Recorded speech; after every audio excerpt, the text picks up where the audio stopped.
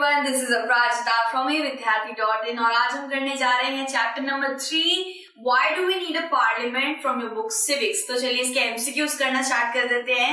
MCQ की journey पे चलते हैं।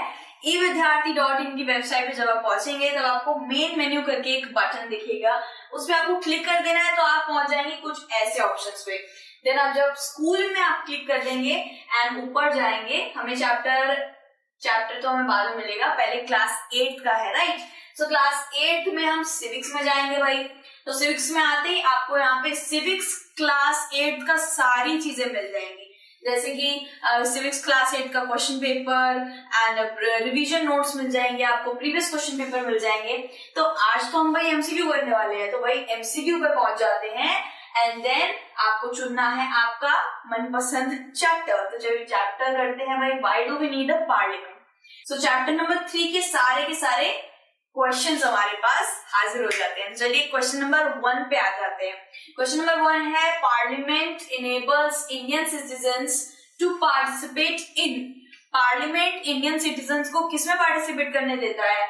Decision making, control the government. तो ये दोनों ही सही है आंसर्स, क्योंकि जो हम इंडिविजुअल्स है, जो हम पीपल है, पीपल ऑफ द कंट्री, हमारे पास ये अधिकार है कि हम अपने गवर्नमेंट को कंट्रोल कर पाए। अगर वो कोई भी चीज गलत कर रहे हैं तो उनको अंदेशा देना चाहिए, उनको समझाना चाहिए कि आप ये गलत कर रहे हैं, हमारे मुताबिक ही चलिए।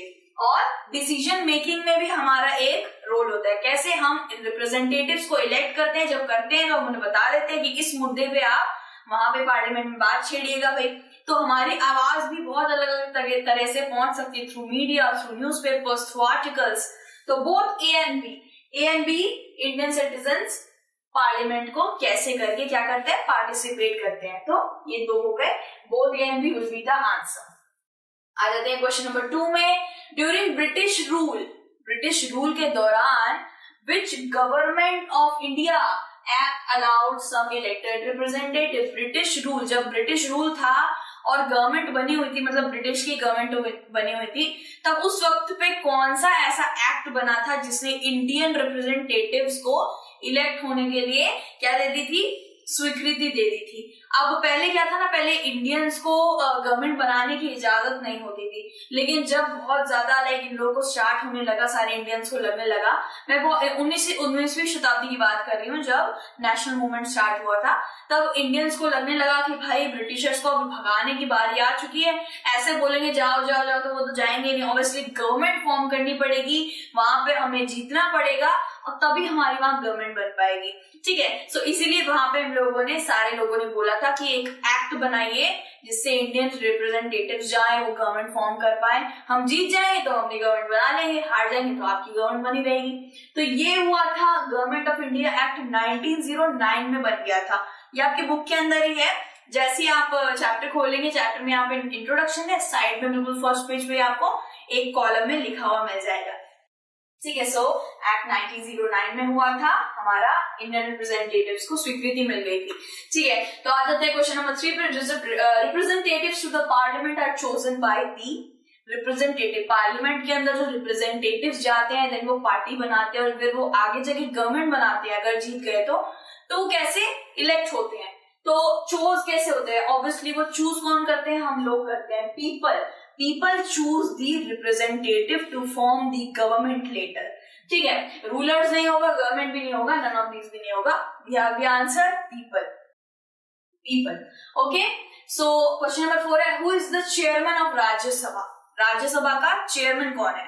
अब मैं आपको बता दूं, बाइकैमरल लेजिस्लेचर, जब लेजिस्लेचर की बात होती है, लेजिस्लेचर में कौन कौन आ जाता है? लेजिस्लेचर में आ जाता है प्रेसिडेंट, लोकसभा, राज्यसभा, 2 हाउसेस और प्रेसिडेंट लेजिस्लेचर में आ जाते हैं। ठीक है, सो लोकसभा और राज्यसभा में से राज्यसभा की बात हो रही है, राज्यसभा का चेयरमैन कौन है यहाँ पे? Prime minister of India.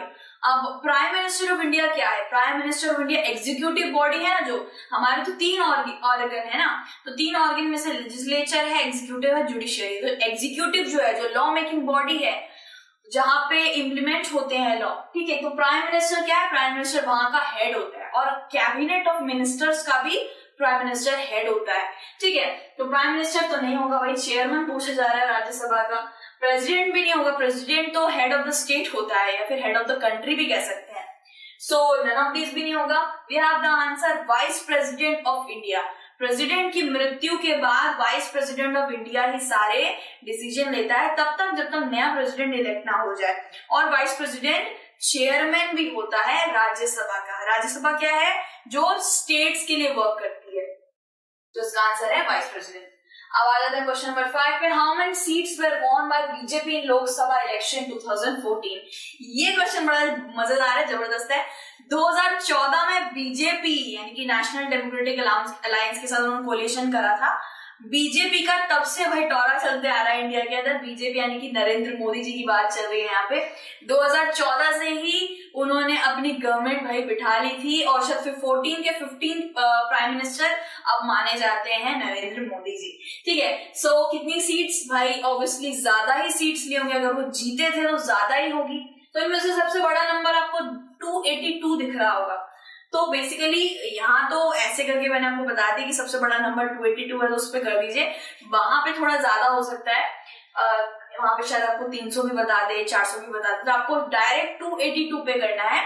ठीक है, सो बीजेपी 282 सीट्स से 2014 में जीती थी with the collision of national democratic alliance. National democratic alliance ने 336 शायद ऐसे 336 सीट्स जीत ली थी।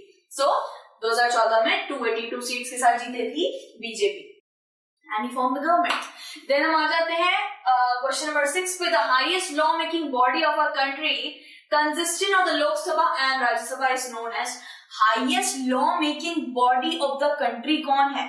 लोकसभा और राज्यसभा के साथ ही बोल रहे हैं। तो हाईएस्ट लॉ मेकिंग बॉडी आ जाती है पार्लियामेंट। पार्लियामेंट में लॉ बनते हैं लोगों।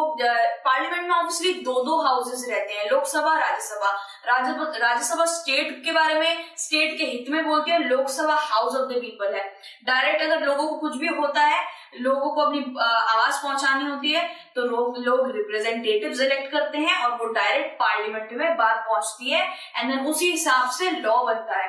तो बेसिकली पार्लियामेंट में लॉ बनता है और सुप्रीम कोर्ट में भाई वहां तो ऑब्वियसली वहां पे इम्प्लीमेंट होता है, एग्जीक्यूटिव इम्प्लीमेंट करता है एंड देन यहाँ पे बता रखा है high court, supreme court. Supreme court में कोर्ट वोट तो लॉ के मुताबिक ही चलते हैं। बेसिकली बनाता कौन है? पार्लियामेंट।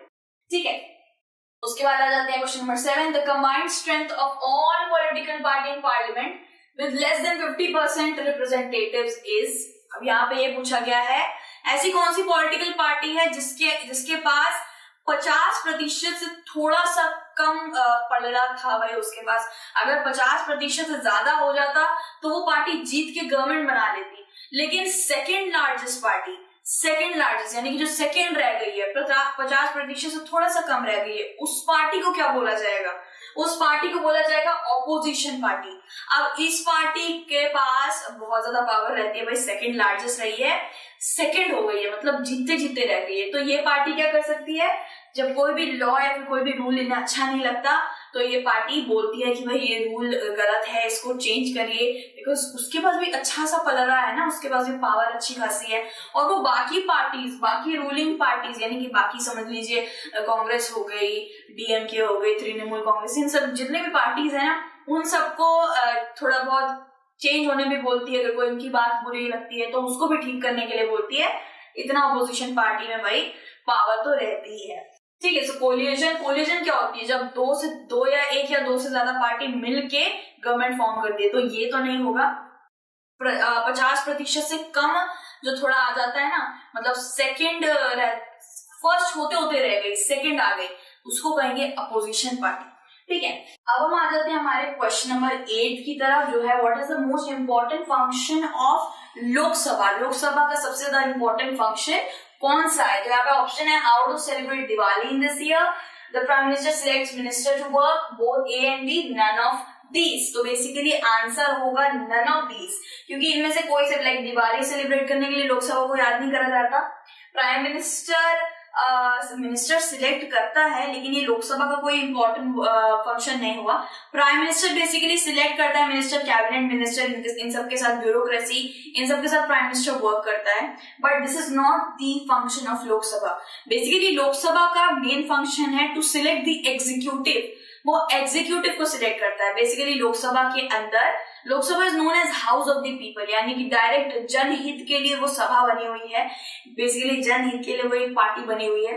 तो उसके अंदर क्या होता है ना कि प्राइम मिनिस्टर को वहीं से इलेक्शन लड़ना पड़ता है, अगर उसको, लेकिन आप तो जानते हैं कि प्राइम मिनिस्टर को जीतने के लिए लोगों का वोट चाहिए होता है, लोगों का वोट, ठीक है।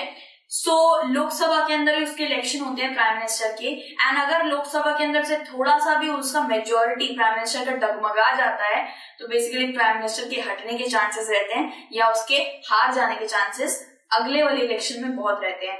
बेसिकली लोकसभा का मेन एंड इम्पोर्टेंट फंक्शन है एग्जीक्यूटिव को चुनना। एग्जीक्यूटिव को आप गवर्नमेंट भी कह सकते हैं, श्योर एंड शॉर्ट उसे गवर्नमेंट ही बोला जाता है। एग्जीक्यूटिव मींस जो इम्प्लीमेंट करता है, लॉज को इम्प्लीमेंट करता है, the body which implements all these kind of laws जो हमारे कंट्री में चलते हैं, मतलब उन्हें लागू करना। तो बेसिकली यहाँ हमें ऐसा कोई भी फंक्शन लोकसभा का नहीं दिख रहा है, तो आंसर होगा नन ऑफ दीज। चलिए आगे बढ़ते हैं हमारे क्वेश्चन के साथ।